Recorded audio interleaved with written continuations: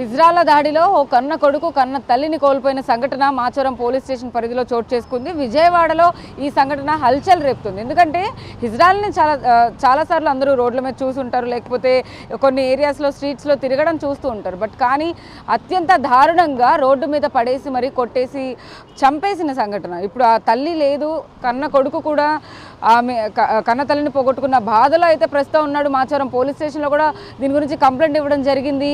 మొత్తం వ్యవహారం అంతా కూడా ప్రేమ వ్యవహారంలో భాగంగా వాళ్ళు వచ్చి ఆ పిల్లవాడి తల్లిదండ్రుల మీద దాడి చేయడం అయితే జరిగింది. అసలు పూర్తి వివరాలు వాళ్ళ మాటల్లోనే అడిగి తెలుసుకుందాం. ఇప్పుడు ఏదైతే మనం ఒక ప్లేస్లో నుంచుని ఉన్నామో చూడొచ్చు, ఎంతమంది ఆ తల్లి చనిపోయిన తర్వాత ఇక్కడికి ఎంతమంది వచ్చారో మనం చూడొచ్చు. ఈ దాడిలో టోటల్గా అంటే రాత్రిపూట ఈ దాడి జరిగినట్టుగా కూడా మనకు అర్థమవుతా ఉంది.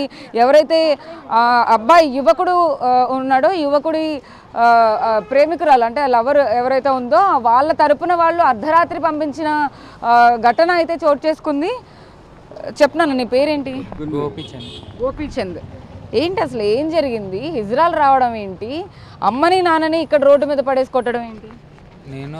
నేను అమ్మాయి 5 years నుంచి లవ్ చేసుకుంటే ఇంతకుముందు ఒకసారి గొడవ అయితే వద్దనుకున్నాం, విడిపోయాం. తర్వాత మళ్ళీ మాట్లాడుకున్న తర్వాత వాళ్ళ ఇంట్లో వాళ్ళు పిలిచారు, ఇక్కడ బిషప్ కాలేజ్ దగ్గరికి రమ్మని పిలిచారు. అయితే వెళ్ళినప్పుడు అక్కడ వాళ్ళ పెద్ద మామయ్యకి నాకు కొద్దిగా గొడవ అయింది. ఆయనను కొట్టేపట్టుకల్లా వాళ్ళు నన్ను కాలర్ పట్టుకొని అది చేశారు.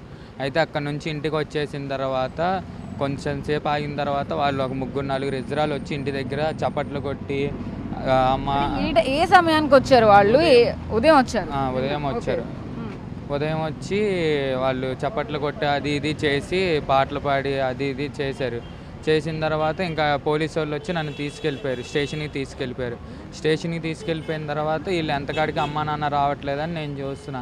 ఈలోపు ఇక్కడ జరిగిందంట, మా అమ్మ నాన్న స్టేషన్ దగ్గరికి వస్తున్నాడంటే ఇజ్రా వాళ్ళు ఎవరైతే దానియల్ అని ఆయన ఉన్నాడో ఆయన వచ్చేసేసరికి మా అమ్మని మా నాన్నని ఇష్టాసరంగా వాళ్ళతో పాటు వచ్చిన ఒక 13-15 మంది దాకా ఉన్నారంట.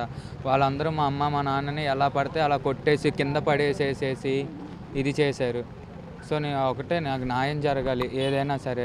మా అమ్మని మా నాన్నని రాత్రిపూట అంటే పొద్దున వచ్చారు, తర్వాత పొద్దున పూటే కొట్టారా? పొద్దున్నే జరిగింది 11:30 నుంచి 12:30 దాకా. డే టైంలోనే మార్నింగ్ టైమే జరిగింది ఇది. మరి ఎవరు చూడలేదా? ఎవరు రికార్డ్ చేయలేదా? ఫోన్లో ఎవరు రికార్డ్ చేయలేదు. ఇక్కడ వచ్చేసరికి CCTV ఫుటేజ్ ఉంది. వాళ్ళతో మాట్లాడాలన్నా సరే ఇక్కడ అందరికీ భయమే. ఎందుకంటే వాళ్ళు ఇజ్రాయల్, వాళ్ళు ఏం చేసినా సరే ఏమీ చేయలేరు అన్న ఒక ఇది చూపిస్తున్నారు. మమ్మల్ని ఎవరేం చేస్తారు, మమ్మల్ని ఏదైనా చేసేది అమ్ముందా అన్నట్టు వాళ్ళు ఈ ఏరియాలో బిహేవ్ చేస్తున్నారు.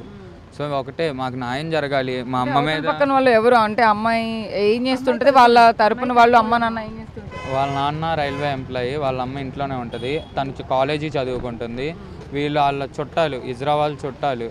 అయితే వాళ్ళందరూ కలిసి వచ్చి ఇలా కొట్టారు. వాళ్ళు అంత పగటి పూటే 11 గంటలకి కొట్టే ప్రయత్నం చేస్తుంటే ఎవరు ఆపలేదు ఇక్కడ? వాళ్ళు ఆపరండి. ఎందుకు ఇప్పుడు వాళ్ళు ఇస్తే గట్టిస్తున్నారు. ఒంటి మీద బట్టలు కూడా ఇది చేసేటట్టు దండాలు పెట్టారు. మా అమ్మ నా నాన్న దండాలు పెట్టారంట. అయినా సరే కనికరం చూపించలేదు. ఇప్పుడు ఇక్కడే ఉన్నారు సార్, చెప్పండి అంకుల్ ఏం జరిగింది అసలు? అంటే వాళ్ళు 11 గంటలకు వచ్చారు అని అంటున్నారు. తలుపు కొట్టారా? ఫస్ట్ ఏం చేశారు వాళ్ళు? ముందు ఇక్కడ వచ్చి వీళ్ళు గొడవాడిన వాళ్ళ లేడీస్ మొత్తం వచ్చేసి ఇంటి మీద గొడవాడుతున్నారు. గొడవాడుతుంటే నేను వెళ్ళా, అమ్మ మా అబ్బాయిది తప్పే తప్పు కాదు అంటలేదు, మీకు దండం పెడతాను, వాటితో మీకు క్షమాపణ చేపిస్తాను, మీ అందరికీ దండాలని అంతమంది చెప్పినా వినట్లేదు.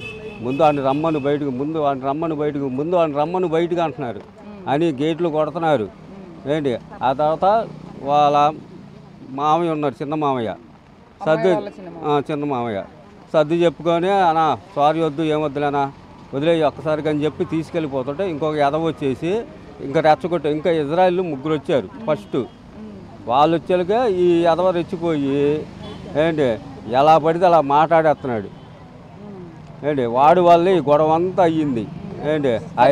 వచ్చిన తర్వాత మిమ్మల్ని కానీ, ఇప్పుడు తల్లి చనిపోయారు, మీ వైఫ్ చనిపోయారు కదా, తనని కానీ ఎలా దాడి చేశారు? ఇక్కడ రోడ్డు మీదకి ఎందుకు తీసుకొచ్చారు? ఇక్కడ ఎందుకు కొట్టారు? మా అబ్బాయిని పోలీసులతో డీటెయిల్గా చెప్పండి. అక్కడి నుంచి ఇక్కడ దొరక ఏం చేశారు?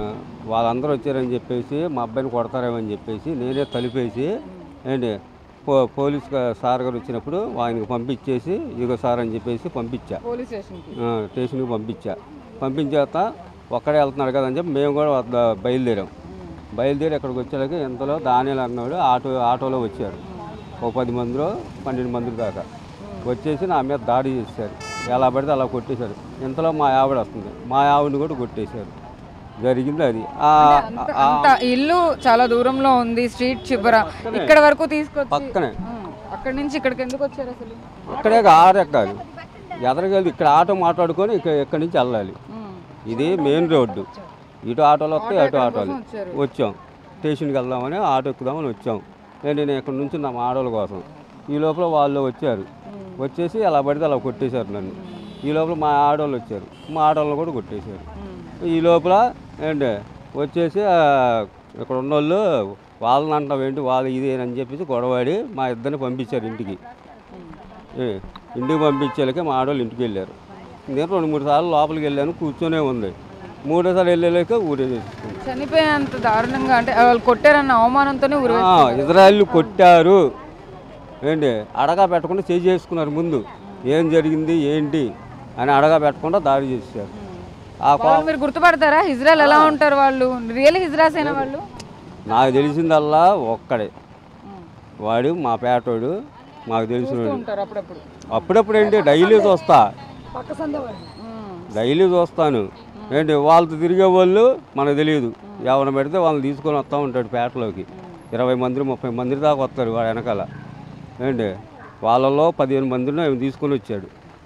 అందరు కలిసి మా ఉతికేశారు. అసలుకి మా ఊళ్ళు రావడానికి కూడా భయపడ్డారు. మిమ్మల్ని కూడా బాగా కొట్టారా? నన్నే ముందు బాగా కొట్టింది. మా ఆవిడ కొట్టేలాగా అభిమానంతో వెళ్ళి ఉరే చేసుకున్నాం. ఇప్పుడు పోలీస్ స్టేషన్లో కంప్లైంట్ ఇస్తే పోలీసులు ఏమంటున్నారు? పట్టుకుంటాం అంటున్నారు. పట్టుకొని వేస్తాము అని చెప్తున్నారు. అంటే సాధారణంగా ఇప్పుడు ఈ లవ్ వ్యవహారంలో వాళ్ళ ఇంట్లో వాళ్ళు కానీ రౌడీల్ని పెట్టడం లేకపోతే మనుషులను పెట్టడం ఓకే, ఇట్లా హిజ్రాస్నే కావాలని పెట్టి పంపించుంటారా? వాళ్ళు చుట్టాలు, వాళ్ళ చుట్టాలు, అమ్మాయి తరపున చుట్టాలు. వాడికి చెప్పం కానీ వాడు తీసుకుని వచ్చేసారు. అది ఎక్కడ పడితే అక్కడికి మా సందు అంటే ఒక అలసలు ఇదైపోయింది. ఏమైనా పడితే తేవటం, కొట్టడం, చేయటం ఇలా చేస్తున్నారు. చూడొచ్చు. అంటే దాడిలో వీడిని అంతగానం ఇక్కడ రోడ్డు మీద పడేసి కొట్టడం కానీ, వాళ్ళందరూ కూడా ఎవరైతే మహిళలు వచ్చారో వీళ్ళతో పాటు గోపి వాళ్ళ తండ్రి కూడా ఇక్కడికి వచ్చి ఆటో ఎక్కి స్టేషన్కి వెళ్ళాలి, కంప్లైంట్ ఇవ్వాలన్న ఉద్దేశంతో వెళ్తున్న టైంలో ఇక్కడ కొట్టడంతోనే అవమానం భరించలేకనే ఆవిడ ఆత్మహత్య చేసుకుంది. నిజంగా హిజ్రాలు ఇలా బిహేవ్ చేయడం కానీ లేకపోతే వాళ్ళు ఎందుకు ఇలాగా వాళ్ళనే పంపించడం, అంటే వాళ్ళు చుట్టాలని చెప్తున్నారు. ఒక పక్కన వాళ్ళని కూడా పోలీసులు ట్రేస్ చేసే ప్రయత్నాలు అయితే ప్రస్తుతం ఉన్నారు. వాళ్ళు ఏంటి, వాళ్ళ ఫోటోలు కానీ ఏమన్నా వాళ్ళు తెలిసింది ఏమైనా ఉందా మీ దగ్గర? ఫొటోస్ ఉన్నాయి. నా ఫోన్లో కాదు, అన్న ఫోన్లో ఉండాలి వాళ్ళది. వాళ్ళ పేర్లు ఏమైనా తెలుసా? అంటే దాంట్లో తెలిసింది, మనకి బాగా తెలిసింది ఒకటే. ఆయన పేరు ఇది దానియేల్ అని. ఆయనే మెయిన్. ఆయనే ఫస్ట్ వచ్చి నాన్న మీద అమ్మ మీద చేయి చేసుకున్నది. మాట్లాడచ్చా? చెప్పండి. అక్కడ ఏం జరిగిందో అయితే నాకు తెలియదు, కానీ ఆమె అయితే నెంబర్ 1గా ఉంటుంది. ఆమె డ్యూటీ పని ఆమె చేసుకొని శుభ్రంగా వద్ది. నాకు అత్త అయింది, మా అమాయకుడు. ఆమె ఆయన తిట్టిద్ది. వాళ్ళిద్దరికి ఏం జరుగుతుందో నాకు తెలియదు. నేను అలా ఉద్దేశంతో అనుకున్నా, కానీ ఇలా జరిగిందని సంగతి నాకు తెలియదు. అది నెంబర్ 1 ఆమె. ఏం జరిగిందో నాకు తెలియదు. అది కష్టపడి మా నాన్న ఆమె వచ్చేది ఎవరిగా తెలియదు, చుట్టుపక్కల వాళ్ళకి కూడా తెలియదు. ఇవాళ ఈ రోజు వచ్చి పోలీస్ స్టేషన్కి వచ్చి 5 లక్షలు ఇచ్చి పెళ్లి చేస్తామని మాట్లాడారు. అది ఎంతవరకు న్యాయం? ఎంతవరకు న్యాయం? ఈ రోజు 5 లక్షలు ఇచ్చి నష్టపరిహారం, 5 లక్షలు ఇచ్చి పెళ్లి చేస్తామన్నారు. 5 లక్షలకు వాళ్ళ అమ్మ వచ్చిద్దా? ఆయన భార్య వచ్చిద్దా? వాళ్ళు ఎవరు చూస్తారు? 5 లక్షలు ఇస్తే సరిపోద్దా? అది న్యాయం కావాలి. న్యాయం అయితేనే పోస్ట్ మార్టం చేపిస్తాం, లేకపోతే చెయ్యం. లేకపోతే అందరూ ఇట్లా రోడ్ల మీద కూర్చుంటాం. అది సో చూడొచ్చు అంటే రోడ్డు మొత్తం కూడా బ్లాక్ అయిపోయి ఉంది.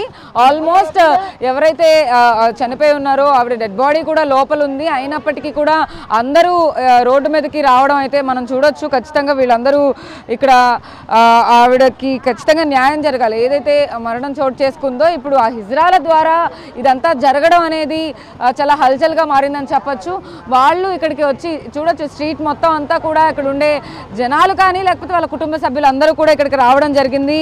ఇదే ప్లేస్లో ఏదైతే సంఘటన చోటు చేసుకుందో ఆ సంఘటనకి ఖచ్చితంగా ఏదైతే ఈ ప్లేస్లో కొట్టడం జరిగిందో ఇదే ప్లేస్లో నుంచి వాళ్ళు ఆ సంఘటన గురించి ఎక్స్ప్లెయిన్ చేయడం జరిగింది. పోలీస్ స్టేషన్లో ఇప్పటికే కంప్లైంట్ ఇవ్వడం కూడా చేసిన నేపథ్యంలో ఖచ్చితంగా మాకు న్యాయం జరగాలంటూ కూడా వాళ్ళు కోరుకుంటున్న పరిస్థితి కనపడుతుందని చెప్పొచ్చు. వీడియో జర్నలిస్ట్ సుబ్రహ్మణ్యంతో సాహిత్య వ్యక్తి విజయవాడ.